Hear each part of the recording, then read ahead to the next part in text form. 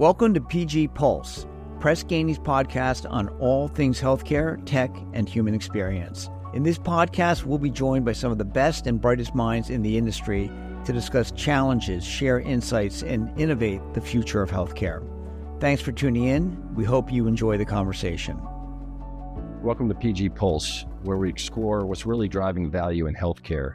I'm your host, Brad Fetters, president of Press Ganey Consulting, and joining me today are two exceptional leaders, Brett McClain, Chief Operating Officer of Sharp Healthcare, and David Nosacka, CFO of Virginia Mason Medical Center in the Northwest region of CommonSpirit. Thank you both for joining today. We're going to dive into a topic that goes beyond healthcare strategy. It's at the core operational success of an organization, a high-performing safety environment, exceptional patient experience, and an engaged workforce, all delivering a terrific return on investment. So let's get started. Brett, from your perspective, what connects culture to outcomes in a healthcare setting? Well, I think, a lot of times folks think of culture as the soft skills and kind of what happens behind the scenes. But here at Sharp, we don't really look at it that way. We look at it as the true operational lever for this organization.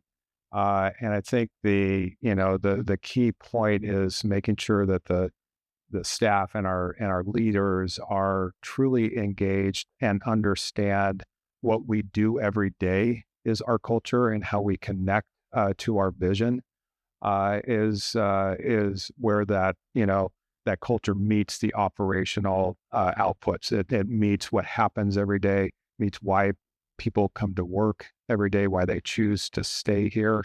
And so I think you have to not just look at it as a soft skill, but really look at it as the core of why we are here, why we serve our community, and then why individuals, including our leaders, feel that Sharp is the best place to come to and to really kind of actualize their work.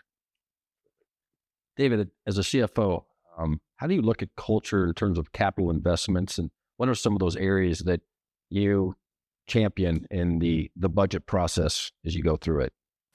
There's a term our strategy coach use a lot, and they say, culture trumps strategy, and it's sometimes it's used, almost sounds like a cliche, but in finance, I try to take it a little differently and say, culture drives sustainability. And then I can sort of take that sustainability word and when I'm, sitting in front of folks and talking to my managers, it's like, what does that mean? It's things like you're sort of speaking to, which is, there's a whole, whatever, sort of part of the operation we're looking at, there are levers, there's tactics, there's strategies, those sort of work up to what our overall, financial performance is. But if I'm coming down to the front line and I'm talking to them about, what are the levers or the operating indicators you're really trying to focus on, so many of them are very tactile to the frontline manager. So if there's things like productivity, that sort of feed up to the P&L, but there's also things like, what's our patient experience? Some of those drivers feed to the P&L because we have reportable measures. If they're quality measures, same idea. There's some of those that are reportable and have dollar values tied to them, either from CMS or for some of our managed care payers. So as I try to talk to people and get out and sort of try to make connections from the ultimate P&L down to what they're doing, I try to figure out whoever I'm talking to what resonates with them. And a lot of times it gets back to this idea of, culture really is driving sustainability. So we have a good culture on productivity management, or we have a good culture on patient experience, or we have a great culture on our quality outcomes. Those things all feed up to what I sort of look at and then working on. So that's kind of how I try to, bring it to life when I'm talking to managers. I love the idea that you as a CFO are, focused on how those things, really come together, not as always, here's the numbers guy coming into the room, but taking them back, to really those individual components of culture. And a lot of them get it because they live that. So if I can bring we as leaders can bring that conversation down to the level that, sort of resonates with them, like the daily life that they're living. Somebody gets to work, they pop on the Press Ganey tool, they're looking at their patient experience for the last week or last month. those are real things that people do every day. And just like what you're saying, like, well, we're talking to those sort of, frontline managers, people that are really doing the frontline work and caring for patients. That's where I really try to hone in and make the conversation come to life. And again, we have tools in a lot of respects that help connect that conversation to reality. Yeah, that's right. And you just referenced using Press Ganey. How does that data and tools help bring that story together for your frontline and your employees? Go first, or yeah. So, like I said, sometimes I'm starting with, hey, remember we have all these reportable measures that CMS, I have the star rating, we have, our value-based agreements with our managed care payers, that we have upside downside risk, so there's things that I, need them to understand that are measured for us that have financial benefit or financial penalty to. I want to make sure everybody understands what those are across the organization, but then come a level down, and now we get past the finance stuff. Now we're talking about what matters to our patients, what matters to our providers. And so figuring out, when whatever service line we're talking to, or whatever entity, whether it be an ambulatory environment or a hospital-based environment, coming down to what are the tools, what are we asking them, or what are we evaluating, a leader, what are we asking them to look at every day, to use every day. So when you get to some of the tools that you all have, those things are real time, right? It's constantly changing every day. And some people a little like looking at it every day because it's like, wait, it's just one day removed from yesterday, and the N only went up, three surveys. But having that discipline to at least think about it every week, that, hey, I'm checking in, I'm pulsing, or whatever the term is, I'm going in and checking those every week because I want to know where my trends are real time, because I know what they were last month, I know what they were the month before. That's the kind of operating discipline I'm trying to instill in everything that they do. That's kind of the way I live. So I'm like, it's natural to me to talk about it that way.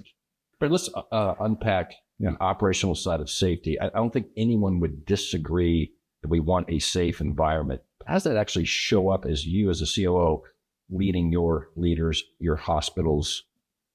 Yeah, I think key for me is to help the organization not look at safety as a program, and not look at, I'm going to go to my high reliability, training, today, that it really just has to be a system of safety.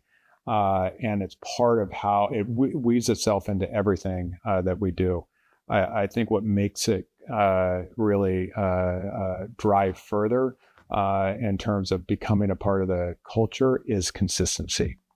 And so that everything feeds back to, on a very regular basis, that we are reviewing, we're looking at those reports, we're looking at data, and we're consistently having that same approach at any of our entities. So it's not different at this hospital, at this medical group, or at this site, and that we really review those same numbers on a regular basis.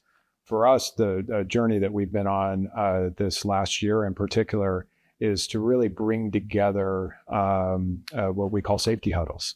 And so that happens every day, twice a day, every single day, 7 days a week. And all of our hospital entities join that. It is anywhere from 15 minutes to 45 minutes, depending on what's going on. I happen to be missing it right now. And it is a great way to hear the issues that are happening on a daily basis around safety for, yes, our patients, and yes, the care we are providing, but also around potential safety issues for our staff.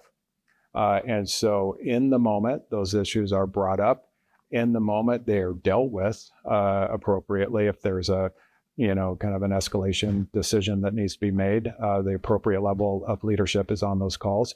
And it's also communicated, okay, maybe we can't give direction on that right now, but we will follow up either later today at the second safety huddle, or by tomorrow. So there's a commitment to follow up. There's a commitment to closed loop communication as well. Nothing is left kind of dangling out there, and it's formal. It goes up on a sheet of paper, if you will, on the screen, and allows everybody to understand, okay, we've closed that and we've moved on. And we really think it's important to bring all voices from the leadership across the system, that, no issue is too small to bring that may impact others as well. So that's been a great way for us to really hear from our leaders on issues that are happening in the moment and then follow up with them. There is a closed loop communication that they can then take back to their staff. So they come to these safety huddles and then go back to their teams and have their own huddles and communicate exactly what had happened. It was, I will tell you, it was made easier certainly through COVID. To be able to have everybody connected, in a virtual way. And for me, it's one of the benefits of that. And so that quickly people come on, share the issues, hear what's going on, and then go back to their team. So I will say it is even in a year creating some real cultural differences, I think, as our leaders think about this, the culture of safety. Wonderful. David, as you think about the integration of people, process, tools that Brett just talked about, the discipline every day, there's probably a lot of organizations feeling a pull of priorities. And how high up is this priority of what Sharp does each and every day, CommonSpirit does each and every day? Where do you see the return on that investment of time and money? And reflecting on what he was just saying, I mean, this is one of those times in finance where I sort of feel like we're elbow support. We stand at the ready for action when needed. So if he was to signal, hey, I know you're over FNS and they're not showing up, that's where I lean in. Or maybe he was to say, hey, our resources needed, and we're trying to get these positions through, our vacancy review processes, I'm going to lean in quickly to those things. So this is where I feel like in finance, we sort of play a real supportive role, because this is somber, serious stuff when we're talking about patient safety, because most of the time we're talking about outcomes that are, we're sort of looking at the exception strength, right? And the things that rise to discussion that bear some kind of, RCA or some kind of process where we figure out what we did though. So it's a serious, somber topic that's not for the same intensity level. It's other things. But back, so following back to your question, when we think about this, we're really dealing with disincentives a lot of times, because in some of our measures financially, for HAIs and things that happen, right, we're de-incentivized in a way, penalized in a way when these things occur. So it's not a point of coming in strong if he's talking about them and saying, hey, from a finance perspective, you guys are, we're losing revenue based on this. That's not the conversation. The conversation is more about, hey, these are serious things. These are, patient experience things. These are patient safety things that we need to all rally about. So to me, it's been an easier conversation in this setting of talking about patient safety, where we get call to action from folks, because everybody recognizes themselves as standing in with the patient. Everybody has stories of somebody who was adversely affected in some way. Maybe it was 30-minute delay in getting their scan, and you see somebody in pain, sitting there in the waiting room. We've all been in waiting rooms, and seeing that, and you might have even been a patient. So even simple things like patient wait times, not necessarily a safety thing, but it's a patient experience. Somebody's in pain. So that kind of call to action to inspire folks to work harder, to lean in faster, I think it comes easier across the organization, but you got to have somebody leading and sort of calling the team to action. And the cadence that you referenced, we do something similar. Names are different, right? Attendees may be a little different, but the seriousness of it is there. And if we can, that's a uniting factor, I think, that keeps everybody focused on the patient, which is something. Yeah, absolutely. I appreciate it. And Brett, David started talking about the patient experience and how it's real. At times in the industry, people might look at it as more than intangible, softer. How do you look at it, and how does it differentiate Sharp Healthcare in your markets? Well, I think you're exactly right? There's very tangible, dollars and, kind of outcome measurements that are certainly very important. I think it really, this whole issue of experience for us here at Sharp really defines why we're here. Why we're here as a a member of this community to provide care, and that care sometimes is not only relating to acute care or ambulatory care. It's also providing population health resources to keep people out of the hospital and to keep people home and well. And that's a big part of how we define why we're here as a part of this community. The experience side of it, when we really gather information, if you will, from surveys, from focus groups, from all of that, a commitment that we have is everyone has their experience, and that specific individual experience is very important to listen to. I actually love the very frequent reports that we get on the verbals, if you will, or the individual comments. It is a long report to go through. All right, you get to hear the green ones and the red ones, but I love to be able to find the time to be able to read those, because I think it informs things that happen throughout the day as well. The patient's individual experience is their voice, right? And if they've taken a moment to let us know what's really happening great, or maybe where we fell down, it is really incumbent on us to listen and to put things in place to either continue what we're doing well, or to focus on other areas that maybe we're challenged on. For us here at Sharp, that really defines the Sharp experience. And the Sharp experience is not just our approach to patient experience; it's also to our employee experience, to our physician experience, and it also feeds its way into that overall culture of accountability. And for the community, it's actually our brand promise. We are promising that, and it comes through in our marketing, in our storytelling, and how we're trying to kind of connect with the community on what they should expect from Sharp Healthcare.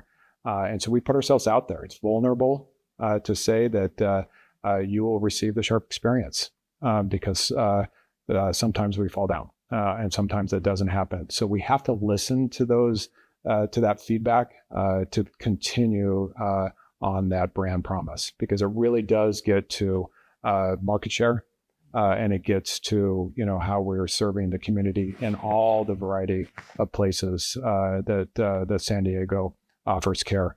I came from Arizona and thought that San Diego was just going to La Jolla or Coronado, and it's not.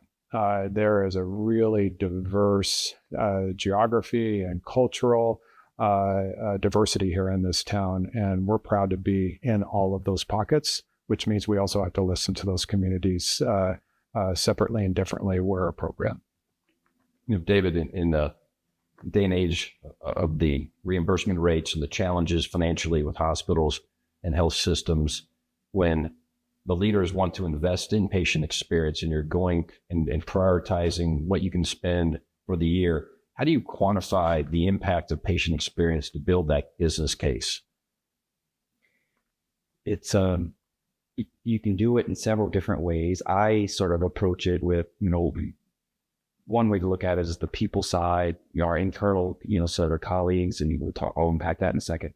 And another is, our patient. We sort of said we have a similar, brand commitment and reputation, just like you do here, and at Virginia Mason Medical Center, it's similar in the sense of that's how we've competed. That's the organization we've grown or grew up in, so to speak.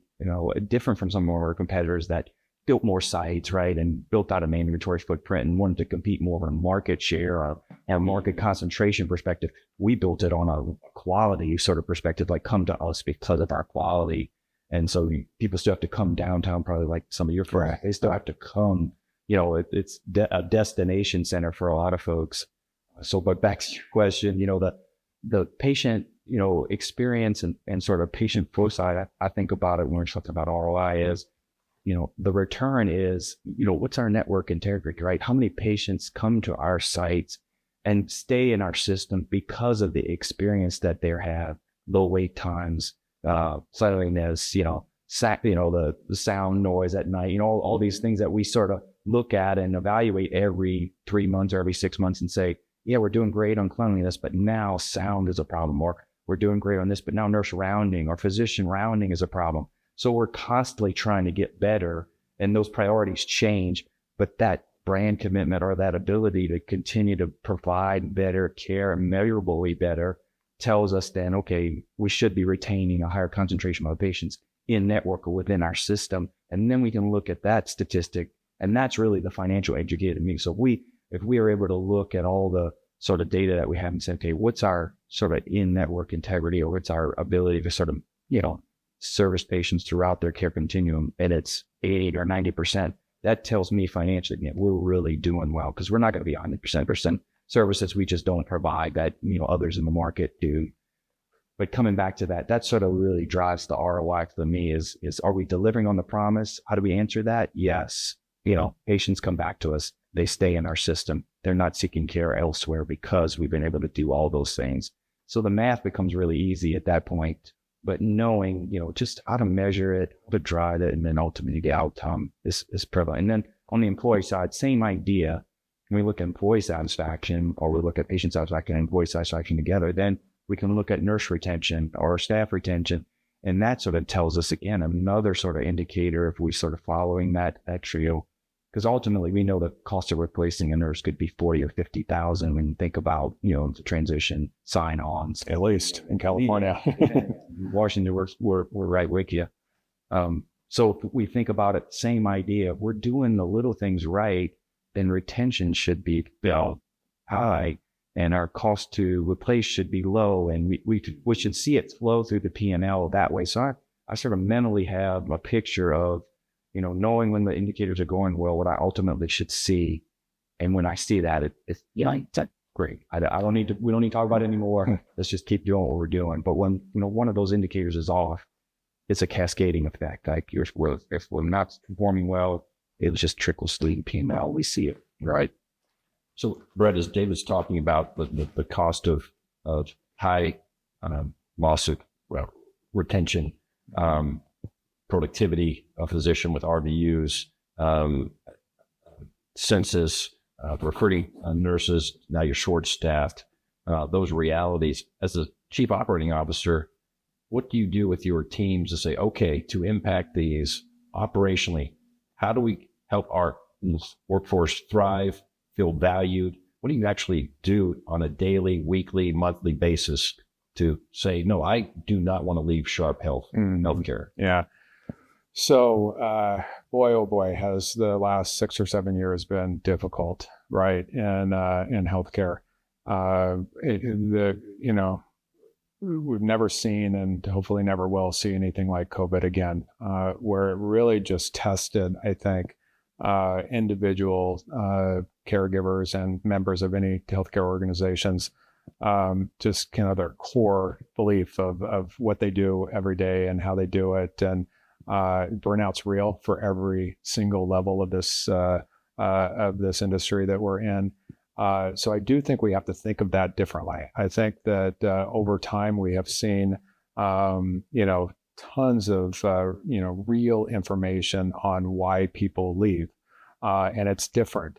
Sometimes folks are just really looking at what their role is when they come to work, and what their definition of who they are as a person, as a member of their family or member of their community. Our focus is how do we kind of look at those two things together. And I think it really does get all back to connecting between the expectations of performance and the culture of the organization, along with how that connects to the vision of what we're trying to be here, in particular at Sharp. We have a vision of wanting to be the best place to work, the best place to practice medicine, and the best place to receive care. It's in that order on purpose. the best place to work has to start first. And it is not easy. Just the challenges of again, just the work that we do. The patients are sicker today than they were before COVID because of delayed care, because of just how things have moved along from COVID. We have just seen, just a higher acuity of overall patients, let alone on what we saw during the pandemic. So it's different work. So again, how do we, connect with individuals on what is important to them? And we're seeing now, we all are, real differences between the generations as well. Things are more important or less important in terms of that culture. Asking our workforce now to come to a rah-rah barbecue on a Saturday, where maybe we loved that back in the day, maybe still do. It's just not, something that connects with folks. So how do we connect with individuals based on what their skill level is and what they want to do, and where do they want to advance as well. We also focus here at Sharp very strongly on leadership development. It's part of the Sharp experience. We've made a commitment 25 years ago to have something that we call leadership development. And that has actually happened every single quarter, including through COVID, since 25 years ago. And some of them are now virtual. They never were before COVID. Now we've kind of learned how to incorporate that. But our focus now also is on how do we meet our leaders where they are. We would bring together all 1,800 of our leaders, from leads all the way through our executive leadership, again, once a quarter. Now we're really focused on all those individual different levels may have different needs and desires and skill set, needs that we could actually address through leadership development.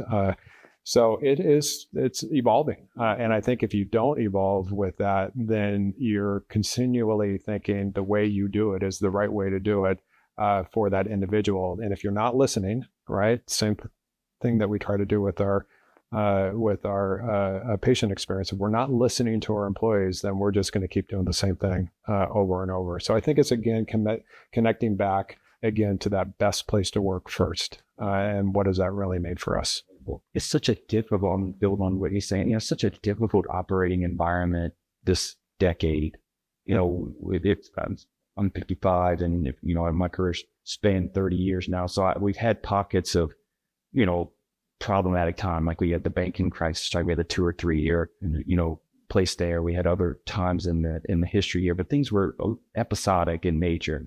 This is a sustained sort of pandemic, if you want. I'll break it apart. We had the first wave of the sort of clinical pandemic, but coming out of that, the COVID, we have had the economic pandemic, because we all had, rebasing of salary. We had such a huge portion of our nursing workforce retire or go on to other jobs and not want to work in the inpatient setting anymore.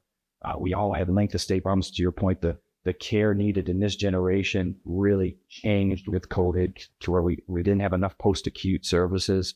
We had so many patients that needed longer extended stays in the hospital because there was not the resource at home or through home health or some other version. So we go through the second phase coming out of COVID, and we got to the economic pandemic, wages and length of stay, and battles with our insurers over processing the claims. I mean, it just on. And now we're sort of in third phase. So just as we try to get through phases 1 and 2, now we get the next 4 or 5 or 10 years, because we have the big, beautiful bill, HR 1, which is going to take so much support that we get the Medicaid programs away. We got time. It's sort of phased over a period of time, but it's sort of like in my organization, it's like a new $100 million problem that we have to deal with. And we just dealt with a $300 million problem the last 3 years. And then we dealt with a $500 million. So it's just a cascade of things that it's hard, that you mentioned engaging them. It's hard to keep coming back and trying to get that kind of, call to action for a 10-year period of pandemic, whether you call it, clinical pandemic or economic, but but it's real to us. It's real in our numbers. We're still facing an economic pandemic. It's just now being, sort of materialized in the fact that the sitting White House has decided to target Medicaid, has decided to, for states that are expanding Medicaid, they're going to reduce funding, and for the supplemental payments that support Medicaid, they're going to reduce funding. And a lot of people don't understand, they'll get to see the same, numbers we see, but state Medicaid programs historically have been 70%, 75% funded by the federal government through some kind of grant process. So really, states historically have only put in 20 or 30%. So now when the feds say, you know what, we're going to cut your state funding by 10 to 30%, states they can't go from funding Medicaid at 20% to 50%. It just doesn't exist. Nobody has that in their budget. So where does it hit? It hits us as providers, and we're trying to staff a workforce, trying to pay, providers an adequate wage based on their RVUs. So we're challenged once again to try to solve for a problem that just got dumped on us. It's difficult to translate that down to the workforce and keep people engaged when here's another year we're presenting $100 billion problem we're trying to solve for. People get fatigued. You can see it. Join the club. I mean, to be clear, programs and services will be reduced. There's just no other way for it not to be, right? And so I think how do you have an open, transparent conversation with your staff around that as well is really hard, all right? Because some of our staff are in those programs that are just, very difficult. Big, beautiful bill. We call it something else around here, but it is challenge. I mean, it is unprecedented times, just when we think we're coming out of one thing, going into the other. I think you're exactly right, David. The actionable, I'm coming saying the same thing. I'm just saying it differently, but the ability when we're trying to run this business and try to find things that are actionable that we can connect with staff on. That's what we lean on your tools a lot. And I know you got a chance to see some of your even newer things that you're working on, this sort of pulse tool where you sort of have this huge overlay that's going to take patient experience, quality, patient safety, productivity, and try to put it into one. So we don't have, managers with only 7 different logins to try to run around and I'm going to manage my day. But back to, how best in my mind, to kind of tune out the clutter and not overwhelm people is let's get back to some basic. These are the things we're asking you to do every day. This is the place you go for the information that we want you to manage with. It's trying to make people still feel connected to the care that they're providing without overwhelming them with all the challenges. That's the art of our jobs, I guess, right now. And it's an art. It's not. I don't know that I'm successful every day, but I sure try. So in this unprecedented time, and you start thinking about social capital, the how people work together, the trust, the respect, the teamwork, it's getting frayed, it's getting stretched. The importance of bringing and aligning safety, experience, and engagement together. It sounds good in theory. It's almost an MBA class. How are you seeing the alignment of those to build trust and respect, which then yields the return on investment in the marketplace? Well, I think we've talked about a lot of these individually. So I like how you're bringing this into kind of bringing it together there. But we think of it linear. Safety builds trust, right? Safety first will build trust with your teams and build trust with your patients, right? Trust will build engagement, right? And a better engaged staff in particular will communicate better, will hand off better, will care about what that next step is for the patient. So it's really those 3 things that happen in order.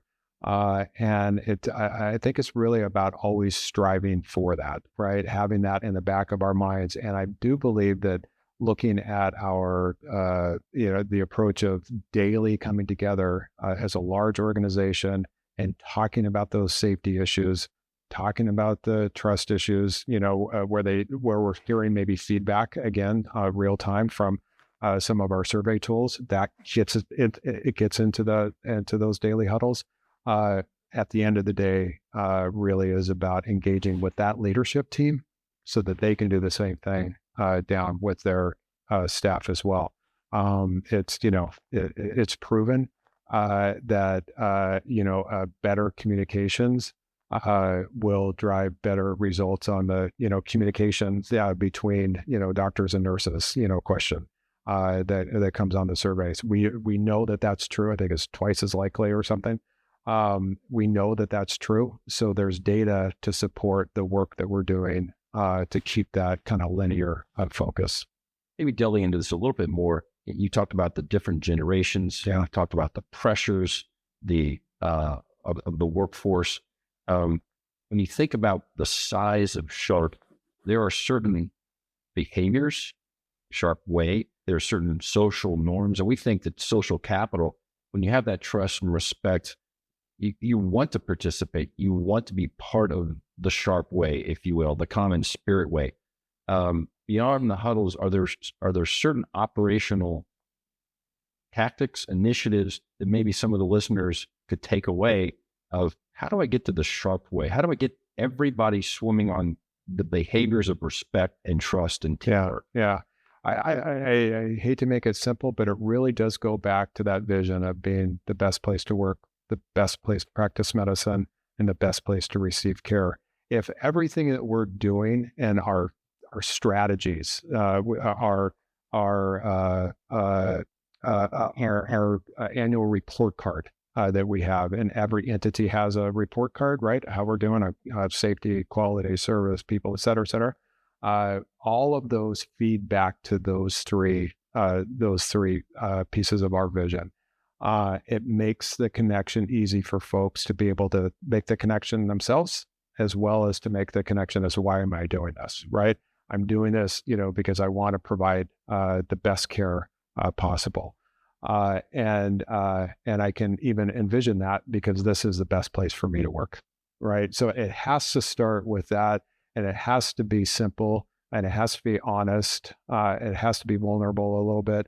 To put that out there to be the best place to work it's a big statement, right? But we don't shy away from that. That drives all of our decisions.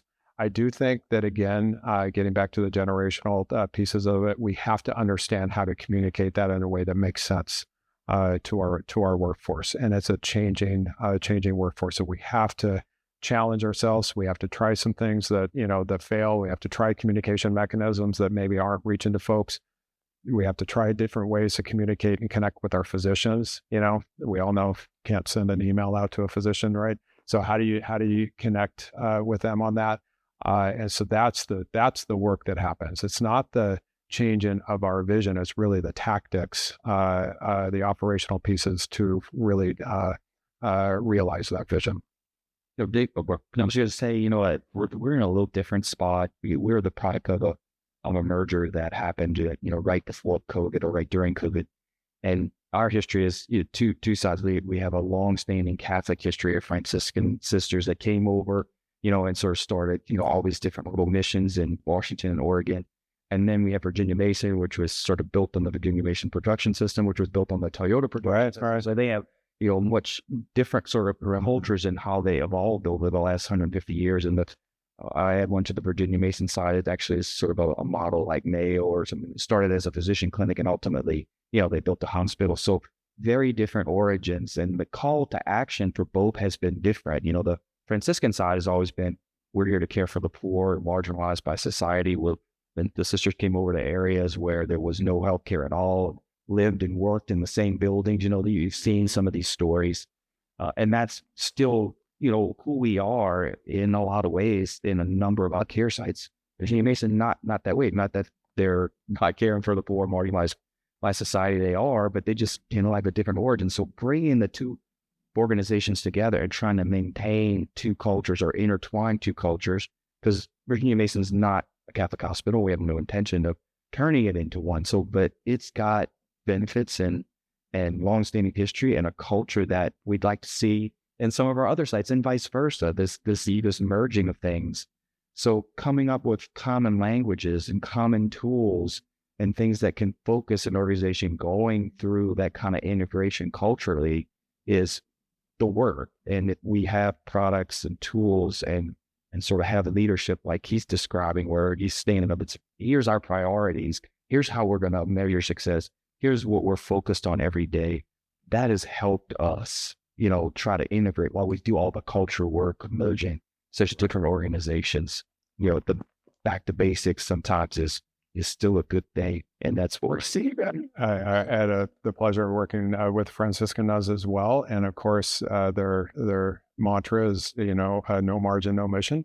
Right. And I think I totally agree with you, because that follows through for Sharp as well. We're not a Catholic organization either, but no margin, no mission for us. And our mission, again, is to provide the best care that we can to this community, and to really realize trying to be the best healthcare system in the universe.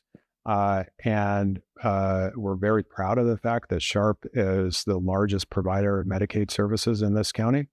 So that's part of our mission. That's who we are. And so no margin, no mission, right? And so we have to not be shy about sharing that with our organization as well, when we have things that are placed on top of us, like some of the legislative items that you mentioned, David.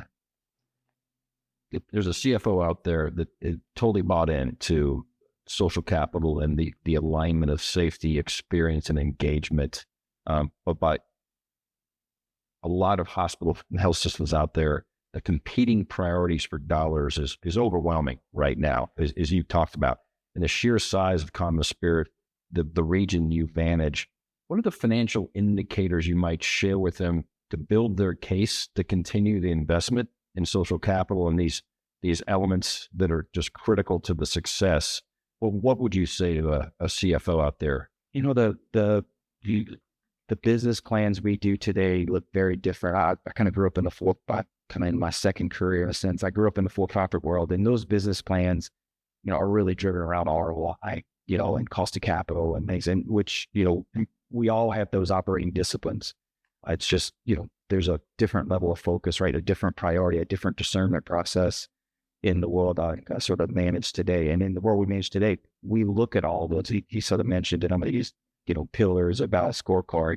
When we're evaluating something, we're looking at all those different pillars. So every business plan needs components that speak to all of it. There's the ROI, and there's a stewardship for financial management. But we're looking at service, quality, people, human capital, whatever terms you're using. And that's what I like to see everybody be thinking when we're trying to go through a discernment or a review of a strategic capital investment that stretches, because we all have needs well beyond our budgets right now. So there has to be some level of prioritization.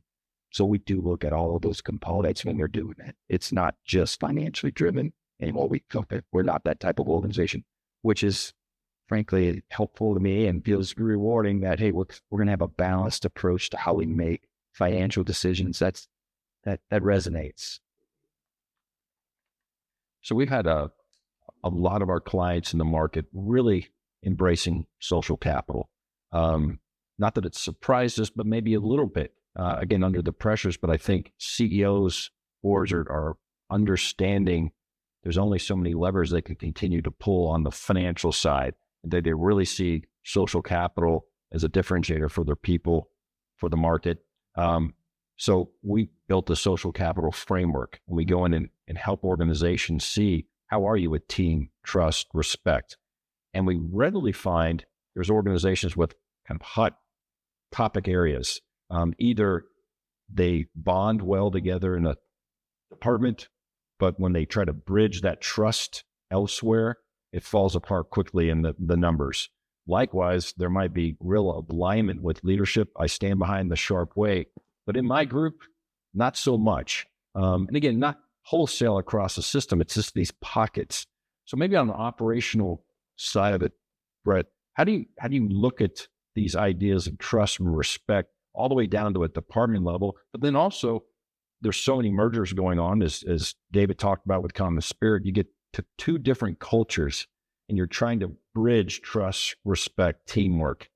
maybe share what you're doing to try to increase that social capital. Well, I think in a similar sense, here at Sharp, we've kind of gone from individual entities and with very different, operating protocols and, systems in place to over the last number of years, really trying to bring that together towards removing the friction.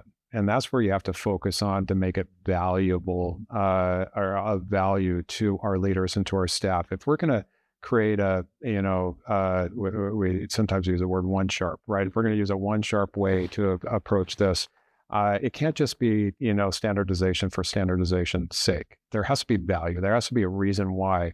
And the reason why is because we've been able to prove maybe one of our entities really has got this particular piece down.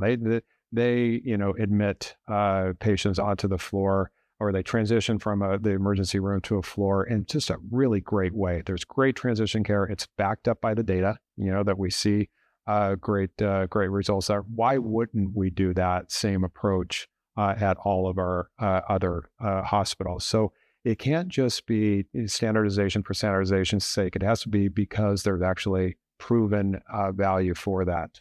And it's a continuous work for us, right? Because again, we've got a real diverse group of hospitals and medical group clinics around the county that have just very different historical, individual cultures on their own. How do you respect those? Make sure that we're still honoring the individual community that those hospitals are in and the work that they do, the level of care that they provide, while also really mandating that we have processes in place that are based on best practices, that's based on data, and sharing that again through that daily huddle process, which is they'll work out some of the issues that may have come up, and we'll find out, hey, this is not working in a one sharp way, and they'll work that out, and over time kind of prove the value in that. So it's about I think setting that expectation, basing it on data, and then for us, it's how we implement that through really daily feedback and closing that loop with our leaders there. Very good. I'm going to jump in this too, because I think about this, inside baseball here. If I look at the survey results, I can see, which departments, employee satisfaction is low or whatever quartile it's in. And I tell you, 95% of the time, I know turnover's high, and I know premium pays off, and I know agency's wrong. I know all the financial things are off kilter, so to speak. So when I think about it, and I'm, talking with my COO, and we're just in the lane together, I'm like, we got these 5 departments. We got to solve these, because you can see it up and down the sort of continual measurement why it's off. And so, and where it starts. And sometimes it starts with frontline managers. Sometimes it just starts with the environment. Sometimes it starts with, who knows, but the data can tell us a whole lot about what ultimately, our opportunities are. But we got to use it. We got to go, have the tough conversations about it. We got to figure out how to take this manager's new, and we need to provide more elbow support. It isn't like they need to fire everybody who's below a certain percentile, but it tells us a whole lot, and it connects, again, back. I can connect it to P&L in like 3 stops, what's costing us when we're not providing, a good environment for our colleagues, and in the data when I hear it tells us. Super. What kind of final thoughts, what's your advice to high-performing leaders looking to build high-performing cultures? Maybe, David, starting with you, and there's uniquenesses between the CFO and the COO and what they're expected to do and how they're communicating. They maybe shared a CFO out there listening. The relationship between he and I is daily, multiple times a day. And we, with your operating partners, you've got to figure out, how to have the kind of relationship where you can have tough conversations. You got to figure out how to work together. When he's leading, I'm supporting, and when I'm leading, he's supporting me. And we have that sort of vision, to how we approach work. So I know, as you kind of hear from the conversation, when he's talking about patient safety, or or employee satisfaction, I know what it means financially. So I quickly get in line like everybody else, right? And lean into what he's after and support that, whether it be, a cheerleader on the sidelines or somebody who's actively in sort of trying to solve, support the problem that we're trying to, solve for. So that I'd say to folks that are CFOs, get outside of don't get stuck in the numbers. Come over here and be human, be more human for a minute and think about, what you could do to support those initiatives. Because frankly, there's a lot you can do. I mean, you talked about them earlier. There's capital, there's, they continue this, resources, that folks need from your areas to support good outcomes. So that's one thing I think about sort of, answering your question. I think the second thing that comes to mind is, when I try to talk to CFOs, I'm always like, I'll lecture for a minute, but it's basic stuff. It's like, hey, set your intentions every day. Think about, whether you're, just getting up or whether you just walk in before you get into the throes of think, what am I trying to get done today? What am I going to use? What have I looked at my patient experience? Or have I looked at this? Or have I, fulfilled the ask that he had? So start your day with some grounding exercises that help you, meet the need of the organization. And generally, I find personally, I have a much better day when I do that. If I just try to skip right into the day, then I'm already up to 90, I go from 0 to 90 and I'm at 90 all day because I haven't really, figured out how to organize the thoughts and the energy I want to put into stuff. And when I pause and really think, I remember, hey, he needs to do something 3 days ago that I didn't do. Or I could see the calendar, there's a patient safety meeting at 10. I'm going to show up for that because I know he's been telling us in our ELT, we're missing some components of this and it's concerning. So I'm going to come lend some, operating or financial support to what he wants to do today. Those are the kinds of things I try to coach people to, to pause and plan. Yeah. Yeah. I think for me, for what you're saying is, it's important for executive leadership too, right? Because we're not, working for a car manufacturer. It is really special, right? I have a past mentor of mine who, whenever things were really tough, and she'd hear me complain, she'd put her hands out like this and she says, "But we get to do this," right? And it really is very, very true. I think for me, it's starting with the values and the vision. It has to start with that. In all decisions and, actions that we take as leadership have to be rooted in that and have to be understood by our leaders and staff. And from that comes culture. And from that comes the outcomes. It's really that simple. Yeah, absolutely. Well, thank you to you both for taking the time for the partnership with Press Ganey. This has been invaluable. I'm sure our listeners really appreciate the tactics and the understanding of some things they can put into practice immediately. Look forward to the next time and just leading with purpose. Thank you. Thanks. That's a wrap. Thank you for joining us today, and special thanks to our guests for sharing their time and insights. Stay tuned for our next episode, which will be released soon. In the meantime, visit our website where you'll find more information on the human experience and a lot more.